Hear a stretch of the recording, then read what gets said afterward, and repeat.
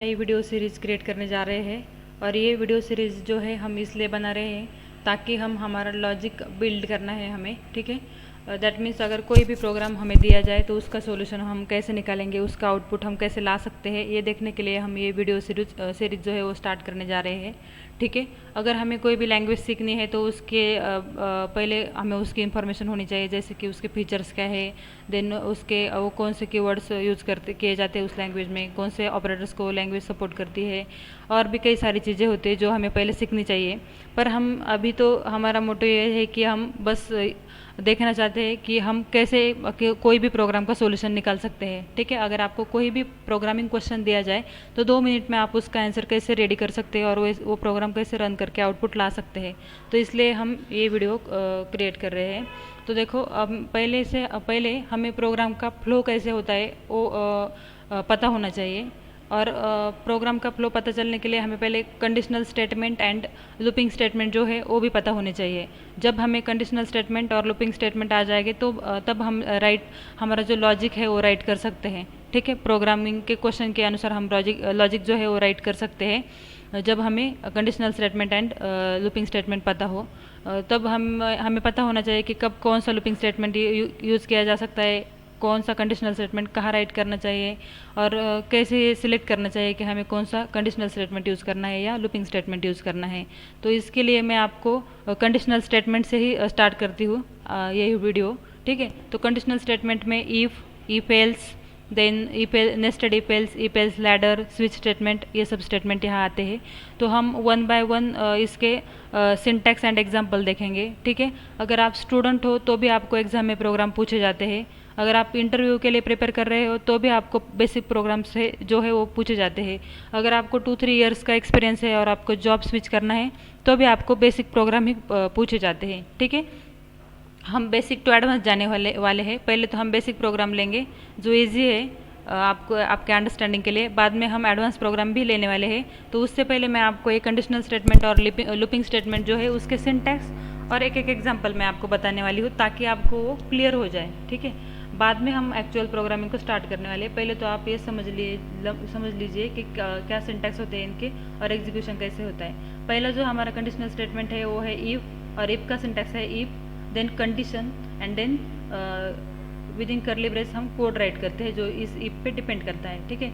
अगर ये condition true हो जाती है तभी ये कोड एग्जीक्यूट होता है। ये कंडीशन जो है इसका रिजल्ट ऑलवेज ट्रू और फॉल्स आता है, दैट मीन्स ये बुलियन कंडीशन होती है। कंडीशन ट्रू हो जाती है तो इफ के अंदर वाला कोड एग्जीक्यूट होता है, और अगर कंडीशन फॉल्स हो जाती है तो हमारा कंट्रोल इफ के आउटसाइड जाता है। अगर हमने आउटसाइड में कुछ कोड लिखा है तो फिर वो एग्जीक्यूट हो जाएगा, और अगर हमने नहीं लिखा है कुछ तो फिर हमारा प्रोग्राम वहाँ टर्मिनेट हो जाएगा, या फिर और अन्य जो कोई कोड है तो वहाँ पे ट्रांसफ़र हो जाएगा, ठीक है। तो इफ़ का जो सिंटैक्स है आपने देख लिया, if then condition and then code. तो मैं यहाँ इफ़ का एक प्रैक्टिकल एग्जांपल ले लेती हूँ, ठीक है। तो सी में पहले अगर हमें प्रोग्राम राइट करना है, पहले तो मैं यहाँ कोड एडिटर जो है वो visual studio code editor right कर रही हूँ, ठीक है। आप कोई भी कोड एडिटर यहाँ यूज़ कर सकते हैं, कोई भी आईडी यूज़ कर सकते हैं। आपके पास कोई भी आईडी है तो कोड में कुछ चेंज नहीं होने वाला है, बस जो रन करने की कमांड है, कंपाइल करने की, रन करने की, वो थोड़ी बहुत चेंज हो सकते हैं। कंपाइल की भी कोई कुछ चेंज नहीं होने वाली है, क्योंकि कंपाइलर जो है वो सी का जीसीसी है, तो हम जीसीसी से कंपाइल करने वाले हैं, ठीक है। बस रन करने के एक आध कमांड चेंज हो जाएगी, बाकी कोड में तो कुछ चेंज नहीं होने वाला है। आप कोई भी आईडी यहाँ यूज़ कर सकते हो। आप लिनक्स में भी कोड करना चाहते हैं, लिनक्स ऑपरेटिंग सिस्टम में, तो भी आपका आईडी जो आपके जो कोई कोड है वो चेंज नहीं होने वाला है। पहले तो हम सी का प्रोग्राम क्रिएट करने के लिए यहाँ file and then new file create करेंगे, एंड न्यू फाइल को हम एक लोकेशन पे सेव करेंगे और उसका नाम यहाँ दे देंगे, ठीक है। मैं पहले सेव कर देती हूँ प्रोग्राम को। सपोज़ यहाँ जनरल फोल्डर में मैं सेव करना चाहती हूँ। ईफ का प्रोग्राम है तो मैं यहाँ नेम देती हूँ ईफ प्रोग्राम, ठीक है। और सी का प्रोग्राम है तो इसलिए हमें एक्सटेंशन देना है डॉट सी, ठीक है। सी का प्रोग्राम है तो हम यहाँ डॉट सी एक्सटेंशन देंगे। हर सी का प्रोग्राम हम डॉट सी से ही सेव करेंगे, ठीक है। अब यहाँ सेव करती हूँ मैं, सॉरी, ईफ प्रोग्राम, ठीक है। अब हमें पहले यहाँ जब हम प्रोग्राम को स्टार्ट करते हैं तो हमें हेडर फाइल इंक्लूड करनी पड़ती है, ठीक है। तो सी में बहुत सारी हेडर फाइल्स है, मैंने यहाँ फॉन्ट बढ़ा दिया है, ठीक है। तो सी में बहुत सारी हेडर फाइल्स है। तो पहली हेडर फाइल जो है वो हम ज़्यादातर यूज़ करते हैं, तो वो है हैश इंक्लूड करने के लिए ये दिया है हमें सिंटैक्स हैश इंक्लूड, ठीक है, yesterday.io.h, ठीक है। एंगुलर ब्रैकेट हम राइट करेंगे और उसमें राइट करेंगे yesterday.io.h, ठीक है। तो देखो ये हेडर फाइल जो है ये हमने किस लिए इंक्लूड की है। ये जो हेडर फाइल है yesterday.io.h, इसका मीनिंग ये है कि ये standard input output header file है, ठीक है। Standard input output header file है। दैट मीन्स इनपुट और आउटपुट के रिलेटेड कोई फंक्शन हमें यहाँ प्रोग्राम में यूज करने हैं, डायरेक्टली यूज करने हैं, तो उस फंक्शन के लिए हमने ये हेडर फाइल ली है। जैसे कि आपको पता है printf, scanf, ये इनपुट आउटपुट जो फंक्शन है ये अगर हमें प्रोग्राम में चाहिए तो हमें ये हेडर फाइल इंक्लूड ही करनी पड़ेगी, क्योंकि printf और scanf की जो डेफिनेशन है वो यहाँ स्टोर है yesterday.io.h में। तो इसलिए हम ये हेडर फाइल जो है वो यहाँ प्रोग्राम में इंक्लूड करते हैं। ये हुई पहली लाइन, ठीक है। अब हम सेकंड लाइन राइट करने वाले हैं, तो मेन मेथड यहाँ राइट करने वाले हैं, ठीक है। तो मेन मेथड में यहाँ void मेन ऐसे राइट कर देती हूँ, ठीक है। अब मैंने void राइट किया है क्योंकि मेरी मेन मेथड जो है वो कुछ रिटर्न नहीं करने वाली है, ठीक है। अगर आपको कुछ रिटर्न करना है आपके मेथड से तो आप यहाँ डेटा टाइप चेंज कर सकते हैं। दैट मीन्स यहाँ इंटीजर दे सकते हैं, तो अगर आपने यहाँ इंटीजर डेटा टाइप दिया तो आपको रिटर्न 0 करना पड़ेगा, ठीक है। ये मेन फंक्शन है ये मेन जो है, तो ये कुछ रिटर्न नहीं करने वाला है, इसलिए मैंने void डेटा टाइप यहाँ दिया है। जैसे जैसे हम आगे जाएंगे तो मैं फंक्शन का रिटर्न टाइप क्या होता है ये बता देने वाली हूँ, मगर मेन फंक्शन का जो डेटा टाइप है वो तो void या int ही होता है, ठीक है। अब उसके बाद यहाँ मैं वेरिएबल डिक्लेयर करती हूँ एक int n, ठीक है। और इसको एक वैल्यू पे असाइन कर सकती हूँ। आप चाहो तो आप यूज़र से ले सकते हैं, दैट मीन्स स्कैनएप करके वो वैल्यू आप स्कैन करके ले सकते हैं, पर मैंने यहाँ फिक्स वैल्यू दे दी ताकि मुझे बस आपको इफ कंडीशन जो है वो बस समझानी है, ठीक है।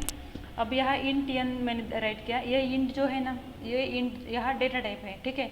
और ये हमारा कीवर्ड है, तो जो कोई कीवर्ड है, void कीवर्ड है, int कीवर्ड है, तो ये कीवर्ड हमें ऐसे के ऐसे राइट करने होते हैं। दैट मीन्स अगर आप यहाँ कैपिटल I राइट करोगे INT तो ये नहीं चलेगा, ठीक है, आपको एरर आ जाएगी।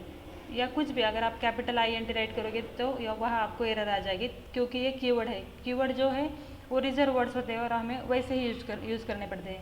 अब यहाँ n जो है ये वेरिएबल है, ठीक है। वेरिएबल हम हमारे हिसाब से देते हैं क्योंकि ये यूज़र डिफाइन होते हैं, हम कुछ भी नाम यहाँ दे सकते हैं। उसके लिए भी कुछ रूल्स है, दैट मीन्स आप लेटर्स यूज़ कर सकते हैं, ठीक है। आप उसमें अंडरस्कोर यूज़ कर सकते हैं, आफ्टर दैट आप लेटर्स यूज़ कर सकते हैं, उसके साथ डिजिट यूज़ कर सकते हैं, बट डिजिट पहला नहीं आना चाहिए, ठीक है। आप n1 राइट करोगे तो चलेगा, पर 1n ऐसा राइट करेंगे तो नहीं चलेगा, ठीक है। ये रूल्स होते हैं, ठीक है। आप ये समझ जाओ कि ये कीवर्ड है और डेटा टाइप है। जब हमें वेरिएबल डिक्लेयर करना पड़ता है तो हम पहले डेटा टाइप देते हैं, देन वेरिएबल नेम। अगर आपको वैल्यू असाइन करनी है तो आप इक्वल टू एंड वैल्यू भी दे सकते हैं, ठीक है। अब हमें क्या करना है कि चेक करनी है कंडीशन, और अगर हमें हमारा जो कोई n है वो ग्रेटर दैन सपोज 6 है या लेस दैन 6 है। लेस दैन मैं पहली कंडीशन ले लेती हूँ। अगर लेस दैन 6 है तो हम मैसेज प्रिंट करेंगे कि n इज़ लेस दैन 6, ठीक है। तो यहाँ हम if राइट करेंगे और ब्रैकेट में हम कंडीशन देंगे। n हमारा वेरिएबल है और हमें चेक करना है कि n लेस दैन 6 है क्या, ठीक है। अगर है तो हम बस एक मैसेज प्रिंट करने वाले हैं, ठीक है। अब प्रिंट करने के लिए हमें फंक्शन दिया है printf, ठीक है। तो देखो ये printf फंक्शन मैं डायरेक्टली यूज़ कर रही हूँ, इसकी डेफिनेशन मैंने खुद से कहीं राइट नहीं की है, तो ये मैं डायरेक्टली यहाँ लिख रही हूँ क्योंकि हमारे पास yesterday.io.h हेडर फाइल है जिसमें इसकी डेफिनेशन ऑलरेडी लिखी हुई है, तो इसलिए मैं यहाँ डायरेक्टली इसको यूज़ कर सकती है, ठीक है। तो printf, और यहाँ मैं मैसेज दे रही हूँ कि n is less than 6, n is less than 6, ठीक है। अगर ये कंडीशन ट्रू हो जाती है तो हमारा ये स्टेटमेंट जो है वो एग्जीक्यूट होने वाला है। मैं इस प्रोग्राम को सेव कर देती हूँ, ठीक है। और अब हम ये जो प्रोग्राम है टर्मिनल पर जाएंगे, न्यू टर्मिनल लेंगे, ठीक है। और यहाँ मैं ये प्रोग्राम आपको रन करके दिखाने वाली हूँ।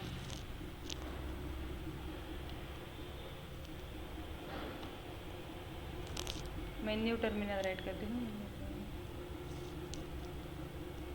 न्यू टर्मिनल में यहाँ राइट करती हूँ, कमांड प्रॉम्प्ट ले लेती हूँ एक, ठीक है।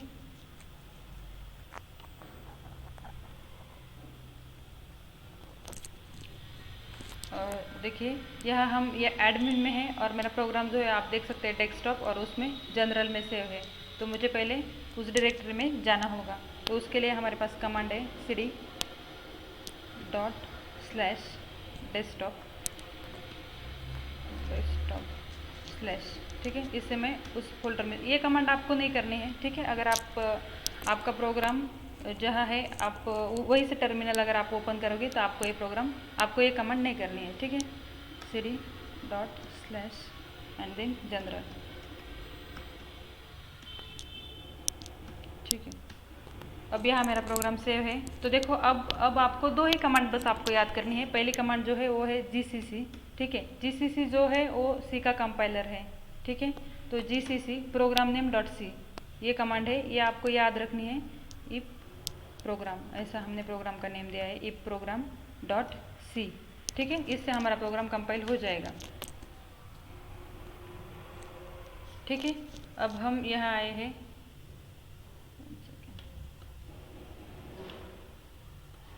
मैं थोड़ा फॉन्ट जो है वो कम कर देती हूँ यहाँ। देखो हमारे प्रोग्राम में कुछ एरर नहीं थी, तो हमें यहाँ ये जो कमांड, ये जो आगे आया है ये इसमें कोई एरर नहीं दिखाई है, ठीक है। तो हम यहाँ एग्जीक्यूट करने के लिए कमांड राइट कर सकते हैं। तो एग्जीक्यूट करने के लिए हमारे पास कमांड है dot slash A dot EXE, ठीक है। तो इससे हमारा प्रोग्राम जो है वो एग्जीक्यूट हो जाएगा, ठीक है। देखो यहाँ आपको आंसर दिखाया है n इज़ लेस देन 6, ठीक है। तो ये आंसर आपका यहाँ करेक्ट आया है। इसका एग्जीक्यूशन कैसे चला देखो, आपने रन मैंने कैसे किया वो देखा है। देखो फॉन्ट थोड़ा बढ़ा ही देती हूँ, ठीक है।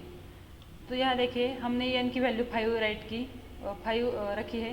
तो 5 लेस देन 6 कंडीशन ट्रू हुई, तो यहाँ प्रिंट हुआ आपका n इज़ लेस देन 6। तो यहाँ ये जो n है वो हम ऐसे भी राइट कर सकते हैं। दैट मीन्स n की अगर आपको वैल्यू राइट करनी है, n की वैल्यू थी 5, तो आपको राइट करना है %d। %d हम इसलिए राइट करते हैं क्योंकि ये इंटीजर है, तो इंटीजर के लिए %d हम राइट करते हैं।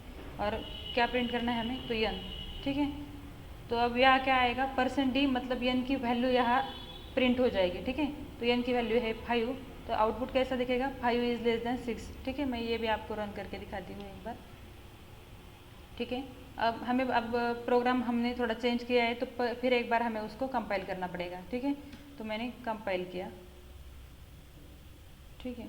और फिर मैं इसको रन करती हूँ। मैंने सेव किया था या मुझे याद नहीं है, ठीक है। मैंने सेव नहीं किया था, एक बार मैं बस सेव कर देती हूँ इसको, ठीक है। अब फिर कंपाइल करके मैं आपको रन करके दिखाती हूँ।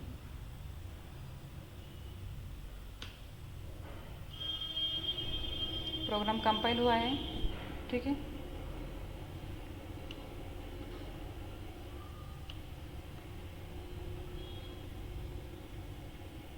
अब मैं इसको रन करती हूँ, तो अब आउटपुट देखिए आप, 5 इज़ लेस देन 6, ये आउटपुट आपका आ गया है यहाँ, ठीक है। 5 इज़ लेस देन 6, ये रहा आपका आउटपुट, ठीक है। तो ऐसा ये हुआ आपका ईफ का प्रोग्राम। अगर आप आउटसाइड ईफ कोई स्टेटमेंट राइट करोगे तो आपको आपकी कंडीशन ट्रू हो या फॉल्स हो तो भी वो स्टेटमेंट आपका एग्जीक्यूट हो जाएगा, ठीक है। क्योंकि ईफ जब फिनिश हो जाता है आपका, ईफ का जब एग्जीक्यूशन कंप्लीट हो जाता है तो कंट्रोल जो है हमारा एग्जीक्यूशन कंट्रोल वो नेक्स्ट लाइन में जाता है। तो आप अगर यहाँ कोई भी स्टेटमेंट आप यहाँ लिखोगे तो वो प्रिंट होने वाला ही है, आपकी कंडीशन चाहे ट्रू हो या फॉल्स हो, ठीक है। सपोज मैं यहाँ राइट करती हूँ हेलो, इतना राइट करती हूँ, ठीक है। आपको दिखाना है मुझे कि ये प्रिंट होता है या नहीं, ठीक है। मैं इसको सेव कर देती हूँ। अब आपकी कंडीशन तो ट्रू ही होने वाली है क्योंकि आपने ऊपर कोई चेंज नहीं किया है, ठीक है। अब हमें देखना है कि ये दोनों स्टेटमेंट प्रिंट होते हैं कि नहीं, ठीक है। मैंने सेव तो किया है,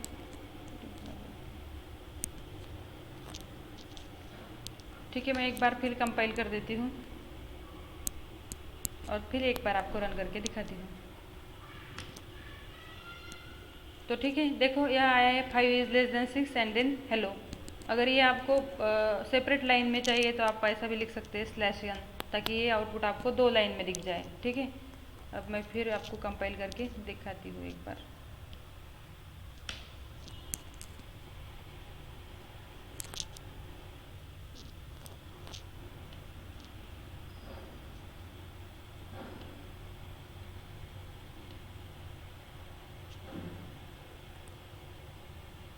ठीक है, हमने कंपाइल किया है। अब मैं रन करके दिखाती हूँ।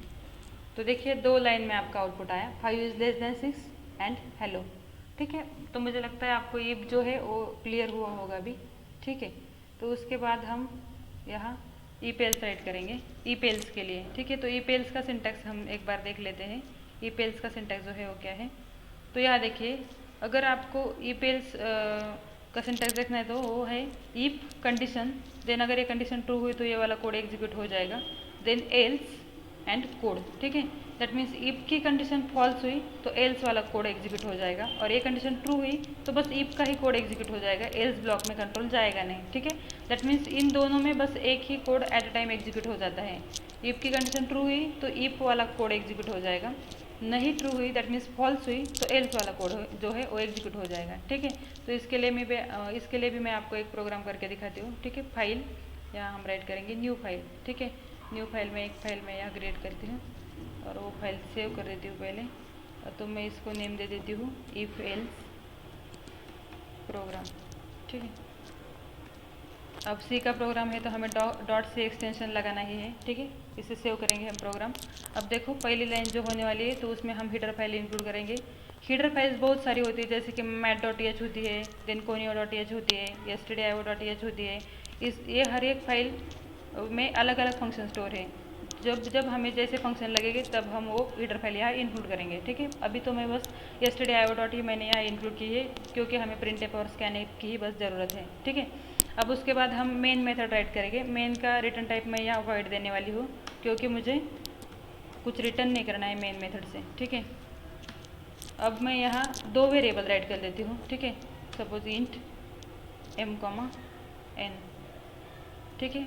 अब मैं यूज़र से वैल्यू एंटर करके दिखाती हूँ आपको, तो इसलिए मैं यूज़र को मैसेज राइट करती हूँ printf एंटर द वैल्यू, ठीक है। तो मैंने इसके पहले के प्रोग्राम में क्या किया था कि खुद से वैल्यू दी थी n=5। अब हम क्या करेंगे, यूज़र जो वैल्यू देंगे वो m एंड n में स्टोर करेंगे। तो इसके लिए हमें यूज़र को मैसेज देना है enter the value of m and n, ठीक है। Value of m and n, ठीक है, एंड सेमीकोलन, ठीक है। मैं इसका फॉन्ट जो है वो आपको बढ़ा देती हूँ थोड़ा सा। Enter the value of m and n, ठीक है। अब यूज़र जो वैल्यू एंटर करेगा वो हमें m एंड n में स्टोर करनी है, तो उसके लिए हमें फंक्शन लेना है यहाँ scanf, ठीक है। तो हमारे जो वेरिएबल्स है m एंड n उनका जो डेटा टाइप वो है इंटीजर, तो हम यहाँ %d और %d राइट करने वाले दोनों के लिए, पहले m के लिए %d और n के लिए फिर %d, ठीक है। अब ये वैल्यू स्टोर करने के लिए हमें एम्परसेंड साइन यूज़ करना होता है, m एंड n में अगली वैल्यू स्टोर करनी है तो %n, ठीक है, देन सेमीकोलन, ठीक है। तो यूज़र जो वैल्यू एंटर करेगा वो m एंड n में स्टोर हो जाएगी, ठीक है। उसके बाद में हमें चेक करना है कि m n से ग्रेटर है या n m से ग्रेटर है, ठीक है। तो उसके लिए हम यहाँ चेक करेंगे condition if m greater than n, ऐसा है तो हम राइट करेंगे m is greater then n, ठीक है। तो printf स्टेटमेंट मैं यहाँ राइट करूँगी, printf, यहाँ मैं राइट कर देती हूँ m is greater then n। आप इसकी वैल्यू भी राइट कर सकते हैं, आपने पहले देखा पहले प्रोग्राम में, पर मैं यहाँ आपको समझाने के लिए बस m एंड n ही रहने देती हूँ ताकि आपको समझ में आ जाए कौन सी कंडीशन ट्रू है और कौन सी फॉल्स, ठीक है। अगर ऐसा नहीं है तो बस हम सिंपली यहाँ राइट कर सकते हैं एल्स, ठीक है। दैट मीन्स अगर ये कंडीशन फॉल्स हुई, n से ग्रेटर नहीं हुआ, तो फिर कौन ग्रेटर रहने वाला है, n, ठीक है। तो हम यही स्टेटमेंट यहाँ राइट करेंगे और बस चेंज क्या करेंगे, m की जगह हम राइट करेंगे n is greater than m। That means again condition check करने की यहाँ कोई ज़रूरत नहीं है, क्योंकि या तो m ग्रेटर होगा n से या तो n ग्रेटर होगा m से, ऐसा नहीं है तो फिर n ग्रेटर होने वाला है m से, तो फिर हम ये कंडीशन चेक नहीं करेंगे उसके लिए, ठीक है। अब ये प्रोग्राम हम रन करके देखते हैं, ठीक है। तो यहाँ जाती हूँ मैं टर्मिनल, देन टर्मिनल से हम क्या ओपन करेंगे, कमांड प्रॉम्प्ट, ठीक है। न्यू टर्मिनल हम लेते हैं, यहाँ हमें cmd कमांड प्रॉम्प्ट ले लेती हूँ, ठीक है। अब देखो यहाँ मैं प्रोग्राम आपको कंपाइल करके रन करके दिखाने वाली हूँ।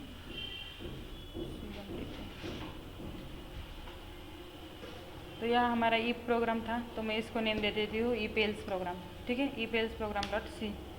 अगर हमारे प्रोग्राम में एरर है तो कंपाइलेशन के बाद हमारे लिए एरर शो हो जाती है। अगर एरर नहीं है तो फिर कंपाइलेशन के बाद हमें अगली कमांड देनी है a.a.exe, ठीक है। तो यहाँ लिखा है देखो, यूज़र के लिए ये मैसेज हमने दिया था, enter the value of M and N, ठीक है। ये दो वैल्यूज हमें यहाँ प्रोवाइड करनी है। सपोज मैं यहाँ प्रोवाइड कर देती हूँ 4 and 5, ठीक है, और एंटर कर देती हूँ। अब देखो n is greater then m, क्योंकि m में स्टोर हुई है 4 एंड n में स्टोर हुई है 5। यहाँ मैं एक बार आपको दिखा देती हूँ। देखिए पहले 4 एंटर किया था तो जो 4 है हमारा वो m में स्टोर हुआ। पहले हमने m राइट किया है तो m में स्टोर हुआ 4, देन n में 5, ठीक है। तो 4 is greater than 5, condition false हुई तो ये जो प्रिंट एफ का स्टेटमेंट है ये प्रिंट ही नहीं हुआ, ठीक है। कंडीशन फॉल्स हुई तो हमारा कंट्रोल जो है डायरेक्टली एल्स के पास आया और ये जो स्टेटमेंट है वो एग्जीक्यूट हो गया, ठीक है। तो यहाँ आया हमारे लिए message n is greater then m। अगर हम यही वैल्यू चेंज कर देंगे तो देखिए आउटपुट कैसा आ जाता है। एक बार फिर दिखाती हूँ मैं आपको रन करके, ठीक है। अब हमें सीधा रन करना है। अगर हमने प्रोग्राम में कोई चेंजेस नहीं किए हैं तो प्रोग्राम हमें फिर से कंपाइल करने की ज़रूरत नहीं, डायरेक्टली रन कर सकते हैं हम। मैं फिर m एंड n की वैल्यू यहाँ राइट कर देती हूँ। अब m की वैल्यू 5 लेती हूँ और n की 4 राइट करती हूँ मैं, ठीक है। 4 एंटर की तो देखो m is greater then n, ठीक है। पहले क्या आया था हमारा n is greater then m, अब आया है m is greater then n, ठीक है। तो ऐसा एग्जीक्यूशन जो है if else का हो जाता है जब हमें दोनों में से कोई एक कंडीशन चेक करनी है। सपोज अब देखो आप एक प्रोग्राम हमें करना है कि गिवन नंबर जो है वो पॉजिटिव है या निगेटिव है, तो हम एक ही बार चेक कर सकते हैं। दैट मीन्स एक नंबर हम स्कैन करेंगे, सपोज m में राइट किया तो हम क्या चेक करेंगे, m is greater then 0।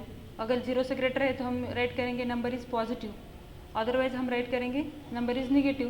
That means एक ही टाइम हमें कंडीशन जब चेक करनी है तो हम क्या यूज़ करते हैं, इफ एल्स, ठीक है। तो आई होप कि आपको इफ एंड इफ एल्स जो है वो समझ में आया होगा, ठीक है। इसके बाद की वीडियो में मैं आपको रहे हुए जो कोई बचे हुए जो हमारे डिसीजन मेकिंग स्टेटमेंट है जिसे हम कंट्रोल स्टेटमेंट बोलते हैं वो मैं आपको एक्सप्लेन करने वाली हूँ। बाद में हम जो हमारे लूपिंग स्टेटमेंट है वो एक बार रिवाइज करेंगे, ठीक है। ऐसे ही दैट मीन्स सिंटैक्स देखेंगे, प्रोग्राम देखेंगे, और जब हमारा डिसीजन मेकिंग स्टेटमेंट और लूपिंग स्टेटमेंट हमारे कंप्लीट हो जाएंगे तो हम बेसिक प्रोग्राम से एडवांस प्रोग्राम तक जाने वाले हैं। अगर आप प्रोग्रामिंग में आपका लॉजिक बिल्ड करना चाहते हैं, आपका खुद का लॉजिक में आप डेवलप करना चाहते हैं तो इस चैनल के साथ बने रहिए। Thank you.